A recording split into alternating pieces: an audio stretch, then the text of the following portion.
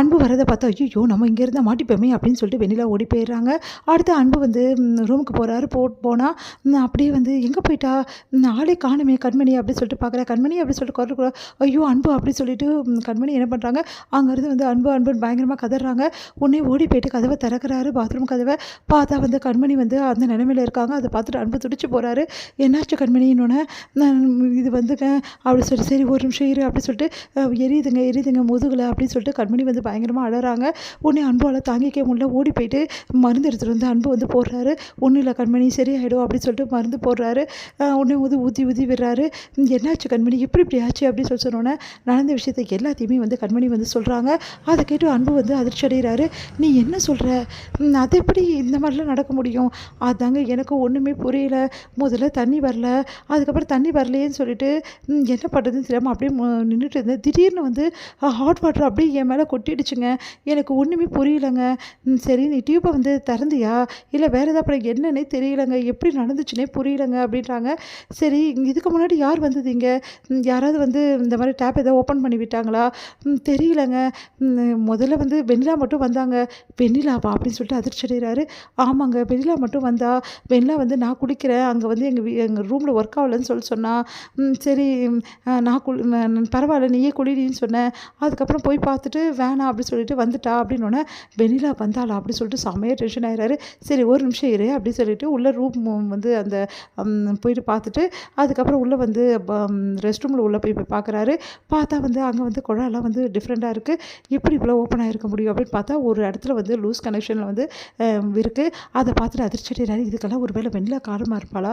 அவள் தான் இதெல்லாம் பண்ணியிருப்பா. ஒரு வேளை இதுக்கு வந்து அவள் தான் காரணம்னு தெரிஞ்சுதுன்னா அவளுக்கு இருக்குது அப்படின்னு சொல்லிட்டு டென்ஷன் ஆகுறாங்க. எல்லாத்தையுமே சரி பண்ணி வைக்கிறாரு. உடனே வந்து ரூம் வந்து சரி பண்ணுறவங்களாம் அவங்கள கூப்பிட்றாரு. ரூம் சர்வெண்ட்டை கூப்பிட்றாரு. அவங்கக்கிட்ட வந்து என்னங்க இது இந்த மாதிரி இருக்குது பாருங்கள், எவ்வளோ பெரிய வந்து ஆக்சிடென்ட் ஆகிருக்கு அப்படின்னு சொல்கிறாரு. அது கேட்டுட்டு வந்து சாரி சார் நாங்கள் நல்லா செக் பண்ணி தான் சார் எல்லாமே பண்ணோம். காலர் கூட நல்லா செக் பண்ணோம் சார். ஏன் நீங்கள் ரூமுக்கு வர்றதுக்கு முன்னாடி கூட 5 மினிட்ஸ்க்கு முன்னாடி நாங்கள் எல்லாத்தையும் செக் பண்ணிட்டோம் சார் அப்படின்னு. செக் பண்ணிட்டீங்களா? அப்புறம் இப்படி யாருக்கு சான்ஸே இல்லை சார் அப்படின்றாங்க. அதை கேட்டுட்டு ஒன்றும் புரியாமல் யோசிக்கிறாரு.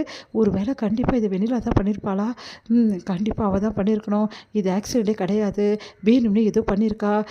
அவளை இப்படியே விட்டு வச்சா வேலைக்கு ஆகாது அப்படின்னு சொல்லிட்டு யோசிக்கிறாரு.